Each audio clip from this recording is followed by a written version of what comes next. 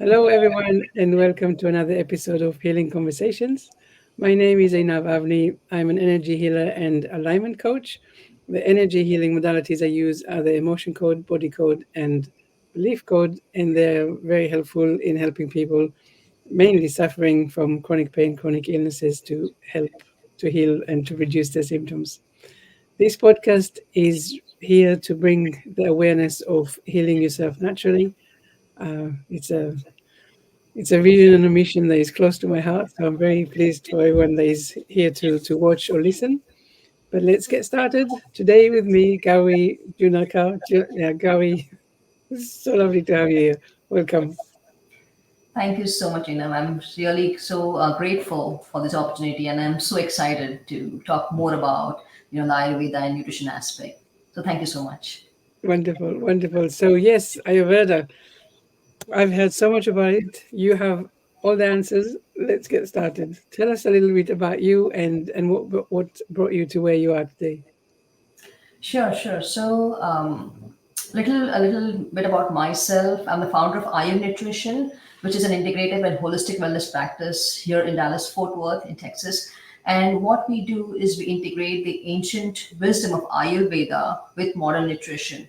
So I was trained as an Ayurveda physician in India before I came to the US. I have a master's in nutrition. I'm also registered licensed dietitian here. I'm also a certified diabetes educator. And what I try to do is integrate these two sciences, Ayurveda and modern nutrition, to offer a much more comprehensive plan to my clients, to my patients. So it becomes a more whole person approach. Hmm. And of course, I know that Ayurvedic um, medicine is really looking at the whole person, not just the food, but other elements as well. But what are these other elements that the Ayurvedic methods are looking at? So, Ayurveda, as we think about Ayurveda, so Ayurveda, basically, when you talk about what exactly is Ayurveda, so Ayurveda is an ancient system of healing that was developed in India, like more than 5,000 years ago. So, Ayurveda focuses not only on the food aspect, but also talks about a more individualized and personalized approach to health and wellness. So, one of the key aspects in Ayurveda is something about the doshas, which are the three basic energies or body physiologies in the body, called as vata, pitta, and kapha. And Ayurveda also believes that every person is born with a prakriti, which is a body type, the dosha body type, and things, foods, the lifestyle should be more aligned with these doshas or our body type to make our wellness, our health more in line with what is more and what you call an inherent nature for our body. So it's more about listening to our body, more about what foods work well, what foods work are more in alignment. So that is a lot in Ayurveda, which focuses on food, lifestyle, stress management. It's basically what you call, I would say, combination of all these, along with our Ayurvedic body therapies as well. Wow. That's really the only thing I can say. Because how wonderful, right? That not only the food will help you to be healthy and to manage yourself, but actually, like you said, we all respond to stress differently. But when you understand your body type, your energy type, you also know how to deal with the stress that in turn will help you to to feel better and not and help you to heal. So share a little bit, if you can, a little bit about this, the energy, the different energies, and what people, how do people know what they are, or how they might be able to recognize what they are, and some things that they can really start using to start thinking about healing based on their energy types. Sure, sure. So, I talked about these three basic doshas or the any energy physiologies in the body according to Ayurveda. So, we have the Vata, Pitta, and Kapha. So, Vata basically stands for what I would say the wind element. So, anything in our body pertaining to any movement in the body is more to do with the Vata. So, we can think about when you think about Vata as helping with the movement in the body. So, contraction, relaxation of muscles. You can think about, for example, circulation of blood. So everything that's related to movement in the body is considered more to do with the vata. Pitta is, I would consider, the element of transformation. So anything that creates transformation in the body. So it can be at a cellular level when you think about the biochemical reactions in the body. So in Ayurveda, we believe that everything is very important according to our digestion. And digestion is the seat of the health in the body. So Pitta helps a lot with the digestion in the body, with the absorption of nutrients, metabolism in the body as well. When it comes to kapha, kapha is known as the element that helps with the biological strength in the body. In fact, immunity is the one of the key factors or the strengths of kapha as well. Anything that helps with the binding in the body. The I would say anything that helps with the cushioning. So we have the synovial fluid in our joints, in our spine that help with the cushioning. We have the mucous membrane in our GI tract, which actually helps against the acid we produce. So that is basically one of the things, key elements with kapha. So what Ayurveda says that every person has all these three doshas. It's depending upon which doshas were more prominent at the time of birth that defines a person's prakriti and the body type. Now, how do you identify which of these body types you are? Now, usually this is what I will say is that best is you talk to a Ayurveda practitioner, because the Ayurveda practitioner is going to go in detail about what could be your prakriti or dosha type. But there are a few characteristics which are, I would say, a little that are more prominent in each of these dosha types. So let's talk a little about that. So, vatas usually are, because they have more of this vata element more prominent in them. So vatas, I would say, when you think about the body type, they are tall, they are lean. Think about how the wind shifts, right? So when it comes to the mindset, when it comes to vatas, they start on a particular, let's say, project, but they don't stick to it. So they keep they always are jumping from one project to another. So that's a typical vata. When you think about the digestion, some days you'll see that they are hungry, some days they are not. So some days they'll have the breakfast at 6, some day they'll have breakfast at 10, some day they will totally skip. That's a typical vata personality. For a person who's pitta, because they're more dominant in the fire element, they have a very strong digestion, they have a very strong metabolism. So for pittas, usually I would say they are more, I would say, they have a medium body frame as well. But again, Pittas really like to stick to a schedule.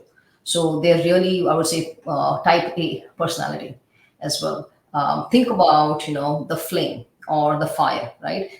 When the fire starts burning, it burns and then it just extinguishes out. That's what typical Pitta is. So they're very passionate, very strong digestion. So that means they really get hungry very fast. So they eat something like, say, at 10 o'clock, they're going to be hungry in the next couple of hours. So they like to stick to a schedule. Kaphas, on the other hand, are slightly, I would say, when it comes to the body type, they have slightly more built up body type as well, more muscular comparatively as well. And kaphas have a more, I would say, very sweet personality as well, very calming personality as well. And kaphas literally like to stick to something for a long time. So, if you want to have people who really going to find out about the research about a particular thing, right? Kaphas are the people who like to go into the nitty gritty and like to find out more about these things. So kaphas, I would say, when they start a particular thing, it takes them a little time to start some things, but once they start, they're going to be going on for a really long time because they have a lot of this perseverance, a lot of resilience in them. When you think about the appetite or digestion is little on the lower side. The appetite is little on the lower side as well. So again, all the three body types have distinguishing personalities, have distinguishing appetites, distinguishing digestion, and that's why a lot of the foods, a lot of the lifestyle needs to be more in alignment with their dosha type, so that can keep them more in balance and they can actually enjoy a more healthier, a happier life as well. Fascinating, really fascinating. And I'm thinking, which body type, which am I? I think I'm not water. I think that I've established that one for myself. But before we continue, I want to ask, if we're thinking about pain or illnesses, so chronic pain, chronic illnesses, would you say that there are more people might have more, what is the word I'm looking for? Maybe they will be more prone to certain illnesses depending on their body types, or is that more random just because of maybe they not having the right kind of foods or lifestyle that is in agreement to them? So, what we find in today's lifestyle, and even what Ayurveda talks about, is that, as I said, that digestion is the seat of the health. So, in Ayurveda, actually, we just don't say we are what we eat, we go beyond that and we say that we are what we digest. And that is true for every person with any body type.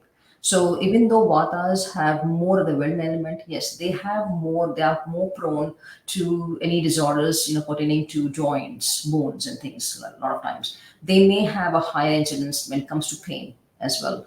While pittas, more to do with the digestive health as well. So a lot of times, reflux, acidity, anything with the GI, they are prone to those. While kaphas are more prone because they have a lower metabolism comparatively, a lower appetite comparatively. They are more, prone to, gaining weight faster, overweight, or high cholesterol, high triglyceride levels, and things like that. But when you think about pain, pain can be, common to all of them depending upon what is that imbalance. So is it something pertaining to, what is something that's causing more inflammation?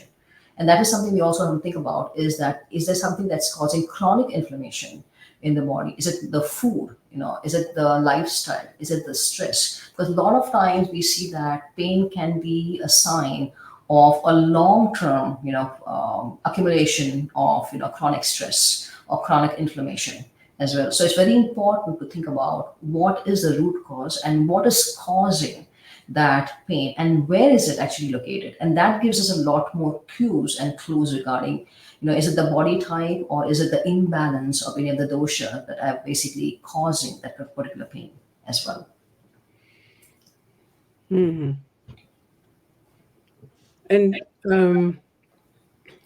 I just wanted to go back for a second, to the question of digestion. So you say digestion is the root of everything, and I guess most of the time we're thinking, we all digest, right?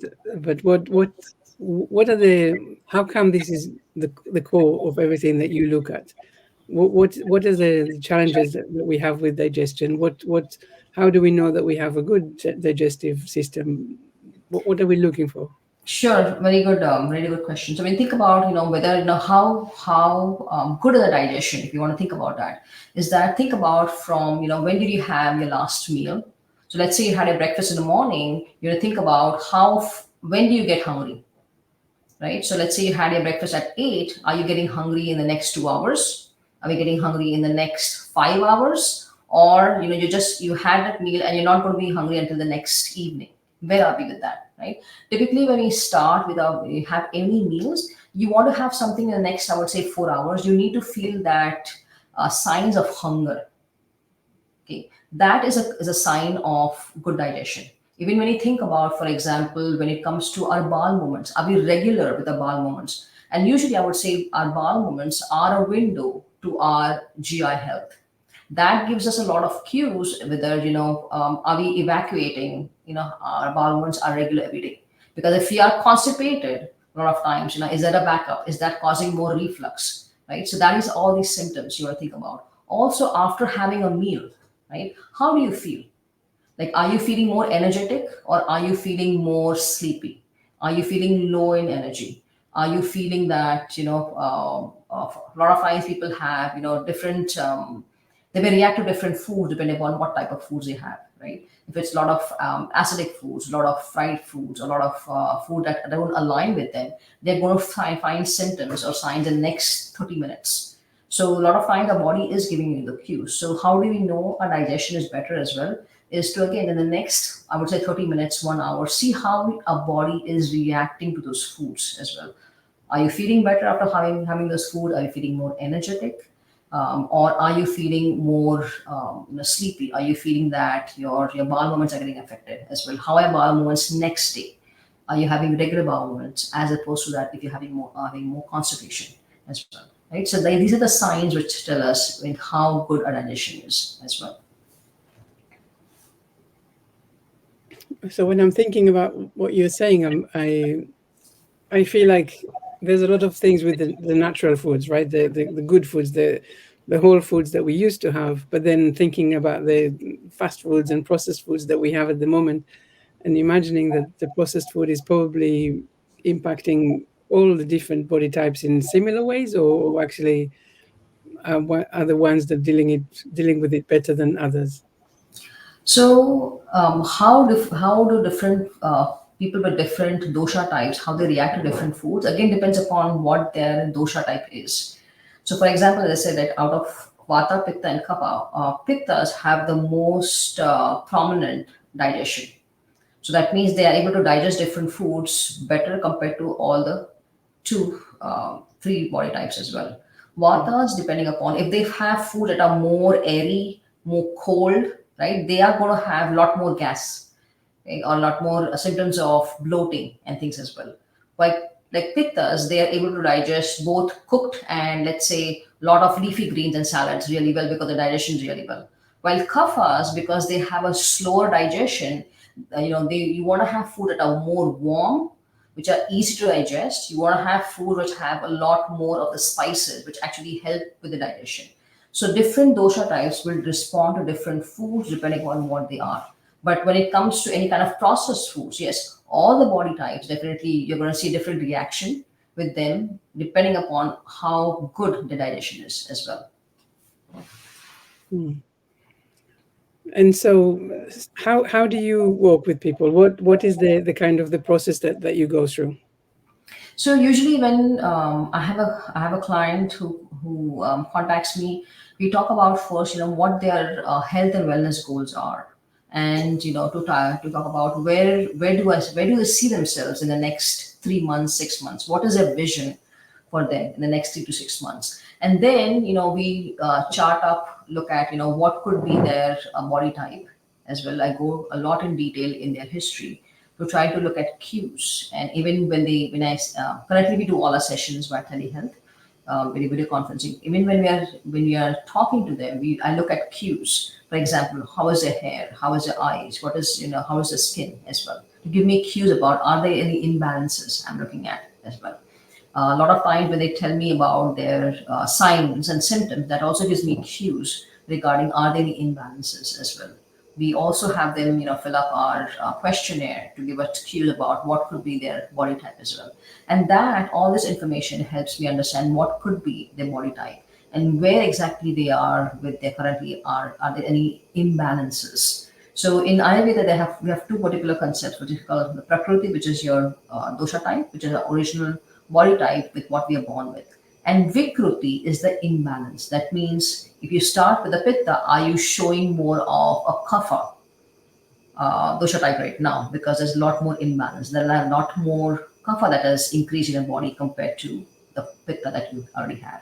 So we look at what your actual dosha type is, your Prakriti is, and then try to look at what is that Vikruti, that imbalance. And based upon that, we start with where do you start with small steps, right? When it comes to foods, what are the food that would actually help with correcting that imbalance? What are the lifestyle? What would actually help with bringing back the dosha and balance? What are the stress management techniques that would actually help with bringing that imbalance, correct that imbalance as well? Any Ayurvedic supplements as well, dietary supplements that actually could help as well. So again, it becomes a very comprehensive plan that we talk about and the clients get when they work with us. So again, wow, it sounds amazing to me. Everything that you're describing. Um, so I guess like you said, right? The cues. I really want to know more about the cues. Like, what is it that you can actually tell? So if you look at someone's hair or eyes, like you said, what is it that it's telling you? So, for example, let's look at the skin. Okay, the person's skin becoming more drier, right? What is the reason for the person's skin becoming more drier? Is it more the environment? For example, in the winter, naturally, the skin becomes more dry. But if you're seeing more dryness, let's say in summer, what's causing that dryness, right? Is it something to do with the food? Is there not enough hydration coming in the body? Or is this person having more of constipation issues, more dryness in the body? Is there more vata that has increased in the body? What type of food that this person already has? Is this person having more dry foods? Would this person benefit from more food that have more of the unctus property? That means something that has more moisture in them. How is this person's bowel movements, right? How is the GI functioning?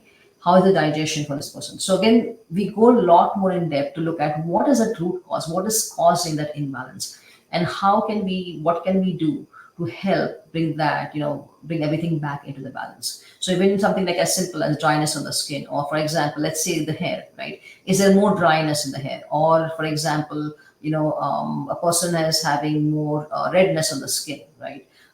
What's causing that? So we want to, because a lot of times, especially with the skin, things are not, even though it may seem superficial, a lot of times it is tied down to a lot of times our GI health as well. And we know that right now, there's so much about the gut theory going on. And we know a lot about the brain and the gut axis, right? What affects the brain affects the gut, and what affects the gut affects the brain. Because we find that the highest number of neurons besides the brain is in our gut. So where we feel all that stress, where we feel all that anxiety, everything is in the gut. So that's why it's that seat of the health that Ayurveda also talks about, is everything is putting the digestion. So what the idea is, if we are digesting our foods correctly, we are able to absorb those nutrients correctly, and then we are able to have those building blocks that the body needs to maintain itself. So that's where we are trying to figure out is what exactly in this chain, right? What's exactly going on? Where exactly are there not enough nourishment going on to the tissues? What's the block? Where is it? Where we are with this person as well? So it helps us to look at what the root causes, to go into in depth regarding, and we might discover that we start with just the skin, dryness of the skin, but later on we discover it's more to do with the constipation the person is actually feeling. So unless we relieve that constipation, a lot of times, the person doesn't get a lot of relief. So that's why I would say that, when you look at, any imbalances that we see, maybe it's the skin, the hair and stuff, right? We look at what is going on in this person's body, mind and the body as well. The stress, is it the food, is it the lifestyle as well? And when you say you look at stress and lifestyle, what are the things that you are able to identify and then help to change? So one of the things we always find that, especially with the current lifestyle, that everybody is busy, right? Everybody wants to be at some place, right? So everybody is just rushing.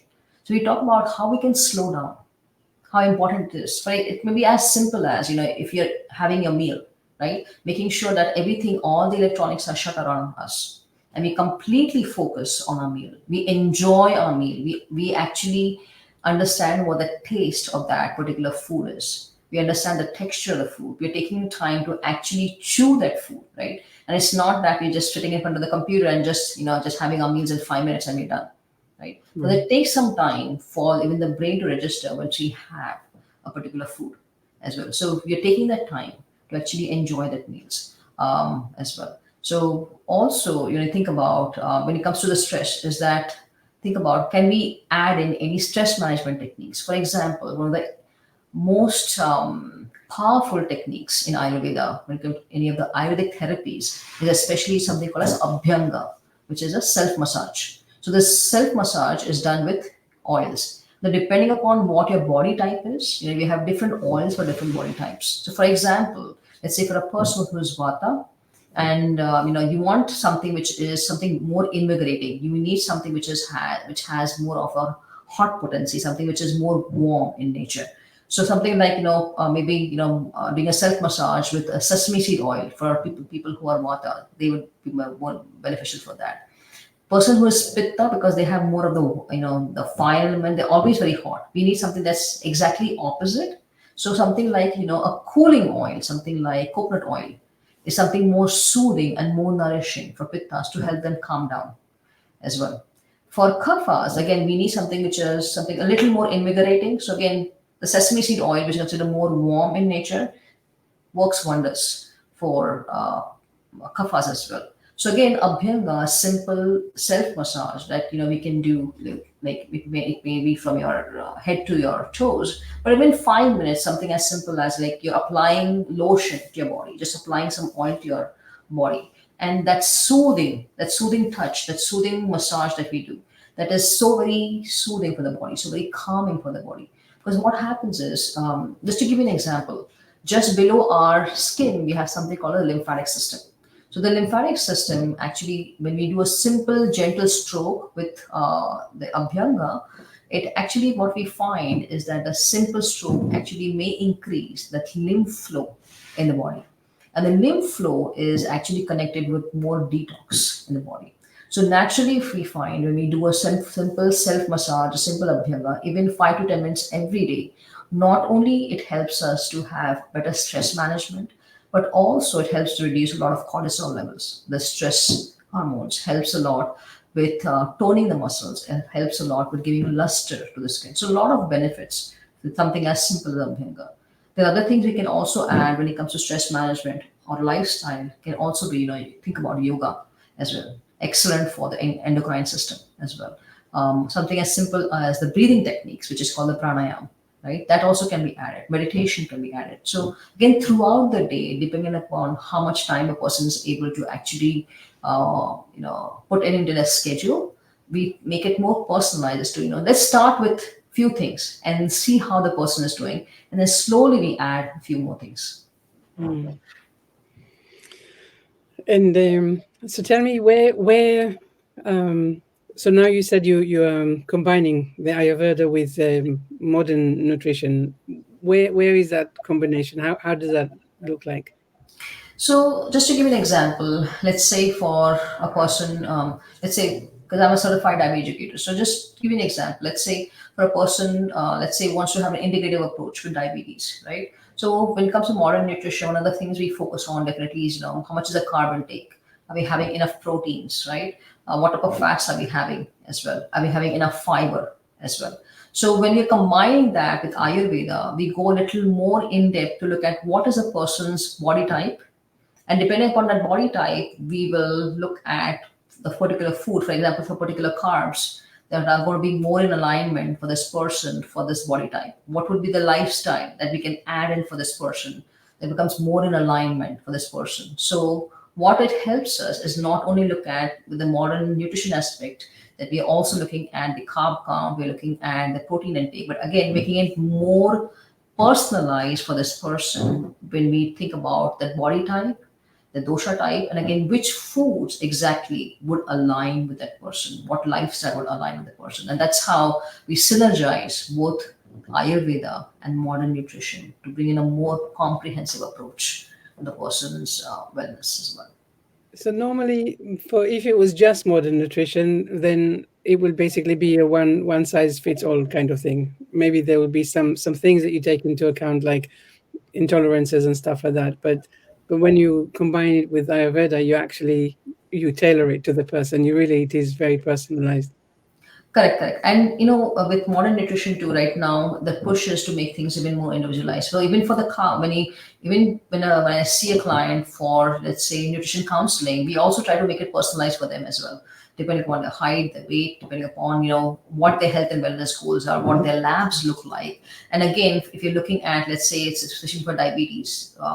What a carb count looks better for him for at each meal, how we can distribute it. So that also we try to personalize it. But when it comes to integrative approach, we are trying to bring in the best of the both worlds. It's like an East meets West approach. Mhm. I understand. Can you tell us maybe any success stories, anything that you have with someone with a chronic pain or illness that came and really with your help changed the symptoms and got relief or maybe healed? Okay, so I definitely remember one of my this particular success story that I definitely would like to share is about a particular client where they had a lot of GI symptoms as well. They had difficulty in digesting different foods as well. So we started, both integrating both. It was an integrative approach. We looked at both modern nutrition and with our Ayurveda. The modern nutrition we looked at, what exactly the person was having. We made a meal plan, something that would help him to start with a very easy way to include some of the foods that are easy for him as well. Easy for him to digest as well. With the Ayurvedic aspect, we looked at, what was his body type as well, how are his bowel movements, and if there was any difficulty with the bowel movements, how we could help relieve that constipation that was on the predominant, I would say, symptom there. So once we found that, we started working on the digestion of this person. We helped relieve the constipation. A lot of the reflux symptoms, subsided. This client was able to actually digest different foods. We added different spices in his food, introduced different spices, for example, like cumin, coriander, ginger, to help with the digestion as well. We helped spread out those meals evenly. We helped with, starting with simple soups and things to help him with this particular client with the digestion. And once we started with smaller meals, more easy to digest meals, and slowly reintroducing some of the foods that they found that were early difficult to digest. Slowly and slowly, we found that, once the digestion improved, once the constipation relieved, the client was able to slowly bring in some of the foods, actually enjoy some of the foods that they in the past they found it very difficult to digest, or they were giving them a lot of heartburn, or it was giving them a lot of bloating after a meal. Mm. So that we slowly, work with this client to look at, what's working, what's not working, what can we modify. And I would say, it takes at least our minimum 3 to 6 months with every client. Because, a lot of Mm. times people think that, let's just do one session and we're done. It doesn't work like that. We want Yeah. to work with this person to look at, what's going on. Because we find that after one session, then we find when they come back, we have a lot more feedback regarding, we started with this plan. Now this is what we found. This is what that worked with us. This is found that it didn't work. Then we modify things again to look at what's going to work as well. And that's why I say that, for every person, every client that we work with, is that it's not just one session we're done. At least I would say 3 to 6 months, because, think about it. For any change to happen, you want to at least give yourself at least 3 to 6 months to see that change in yourself, see the change in the goals that you have set for yourself when it comes to your health and wellness as well. Yeah, I think that's a very important point. Actually, there's a lot of rush around. I noticed that people really want to everything to just be fixed after just one interaction.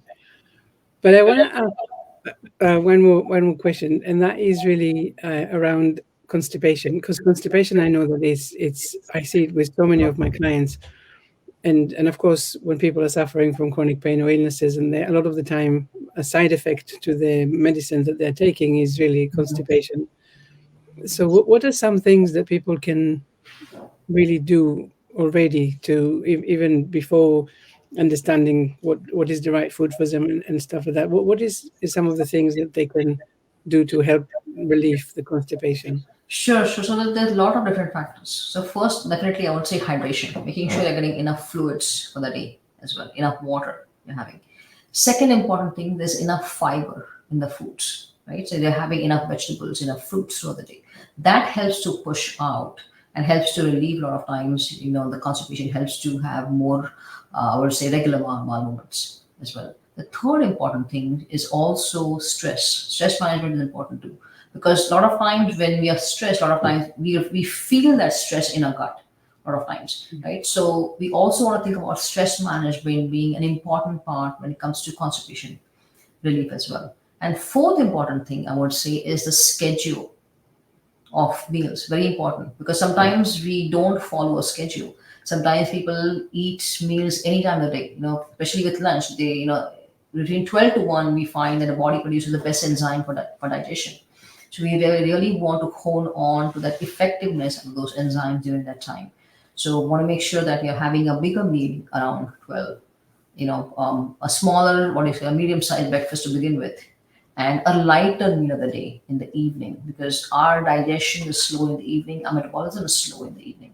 So we definitely want to have a lighter meal. So these the idea is to follow what you call a body rhythms, the biocircadian body rhythms as well. So at least following those rhythms to understand. And our body always gives us a lot of cues as well Mhm. regarding, when it comes to how we're feeling, after having a meal as well. So hydration is important, making sure that, you're managing a stress, having enough fruits and vegetables, having enough fiber, following a schedule, and the last and the most important thing, sleep, making sure you're sleeping on time, making sure you're sleeping at least 7 to 8 hours. A lot of time, when these hours of the sleep also is shortened, that can also have an effect on our overall digestion. It can have an overall health on the body as well. So, Mm. it takes like all working on all these factors together a lot of times to relieve the constipation. I think that's even that little the tips around constipation, I think, would be so important. But actually, everything that you mentioned, I really like it. It's the thing that you look at the person as a whole, and find the things that you can just change or release or remove or add to make it easier for their body types. Gauri, thank you so much for everything that you that you brought today. Just before we finish, I just want to ask actually, what is one message that you might have for people listening? So the one message I would tell everybody is, if you get a chance, cook fresh foods every single day for every meal. There's nothing that beats a freshly cooked meal. You're going to feel much more better, much more in align. Your energy levels are going to be much better. Your sleep is going to be much better. Your bowel movements are going to be much better. So definitely focus on the food because nutrition is the number one thing when it comes to our health and wellness. Hmm, I love it. So many nuggets of things to really consider, and definitely to come and see someone like you, like yourself. And I know that you said you work with people face to face, but also online. So, of course, all of your details will be showing at the bottom of every chat wherever I publish it. Um, yeah, thank you, Gary. Thank you so much. I really enjoyed talking with you and learning so much more about Ayurveda. I feel I have some much more, much more understanding now about it all than I had before. Thank you so much. Thank you so much for having me. Thank you.